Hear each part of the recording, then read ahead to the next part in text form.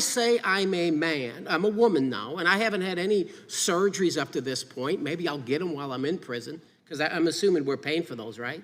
We have paid for 2 gender-affirming surgeries. Hey, 2. So once you start, you're going to continue. You ain't changing that, right? There are 5. I mean, look at this guy. This is an interesting guy, folks. Look at this guy. His name is Peter Langen. He got long hair. Look at this guy. He looks like a bad guy. He's a bad guy. He's a Nazi, ex-Nazi terrorist. He's a bad hombre. And this guy wants to be referred to as Donna. Do your employees, do you require them to say, call this guy now named, he must be called Donna?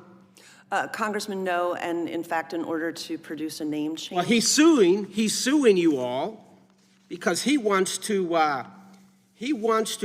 claiming that his 8th Amendment rights were violated for not being provided gender-conforming surgery.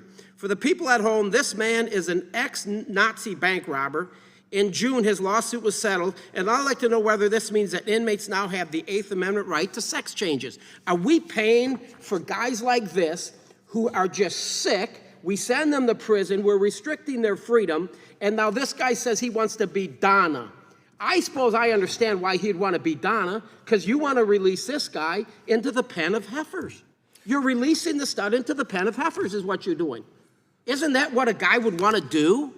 If I'm going to prison for 10 years and you're restricting my freedom, I guess I would want to go to the prison where the ladies are.